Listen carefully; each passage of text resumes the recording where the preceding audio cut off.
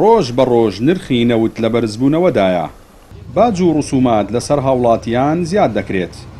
لەگەڵ هەموو ئەمانەشدا لە سنووری قەزای چەمچەماڵ و ناحیەکانی دەوروبەری باهۆی نەبەستنی پێوەری ئاوە بڕە سزایەک و پارەیەکی زۆری ئاو بۆ هاوڵاتیان هاتووەتەوە بە جۆرێک لە نێوان 500,000 دینار تا سەر 1,500,000 دایە. ئەمەش نیگەرانی و تووڕەی هاوڵاتیانی لێکەوتووەتە و دەڵێن حکوومەت بووەتە بارگرانیەکی تەواو بەسەر شانیانەوە.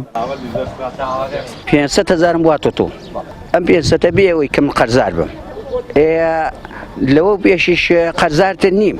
خانۆکەشم سەرمەتریەکە حەزەکەی لەچنە با بێ سەیریکە بزانە لەو گەڕەکە لەو خانۆ شڕیتیایە بۆ 100 مەتر تەواویش نییە منە لەم لە لای خەڵگەڵین 100 مەتری خۆی 70 مەتریشە لە هاوینی شای ئێمە ئاوە کڕین لە دە ڕۆژارێکەگە ئاومان بۆ بێتەوە. باڵێ پارەیەکی زۆرم بۆ هاتۆتەوە هەموو کاتێکش من پارەی خۆم داوە قەچ قەرزار نەبوومە ئەوە وەسڵی کاتەکانە 29 هەشتی 2021 چەند مانگ بەلە ئیساکە 5 مانگ 6 مانگ بەلە ئیساکە هەموو ئەو پارانەم داوە لە یەک ناکاتێکە لەم دووسێ ڕۆژەیە خۆم لە ماڵژ نەبووم 748,000 بۆ هاتوۆتەوە. ئەوساکە ملیۆنێک و 284,000 بۆ هاتوۆتەوە. ئەمە پێوەرەکەم بەستووە لە 29/11/2021ەوە. ئەمە پاداشتی حکوومەتەکەمانەکە خۆمان سەوتمان پێدا دەستان خۆش بێ. ئەمە خۆی کۆمپانیاکە ئەقتی کردووە 30,000 پێوەرەکە بگەڕێنێتەوە. وەک نەیگەڕانەوەتەوە بارێکی قورسی خستۆتە سەر شانی هاوڵاتیان. منی پێشماوە 500,000 ئەچم بەرگری بۆکەم. پارەی 4 مانگی منە.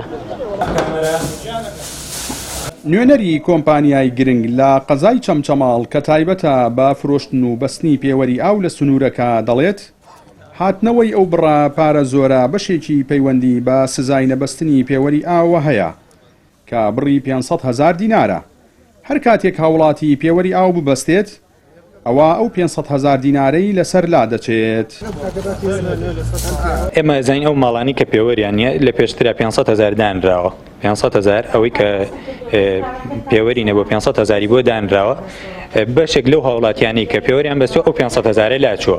بەڵام ئەوانی کە پێوەریان نەبەستووە لە ساڵی 2021 لە مانگی 2021 بەدواوە بۆ هەر مانگێک 80,000 پارەی ئاوی بۆ دانراوە هەتا وەکو ئەو بەرواری کە پێوەرە بەستێت لەو بەرواری کە پێوەرە بەستێت غرامەکەی ئەوەستێنرێت.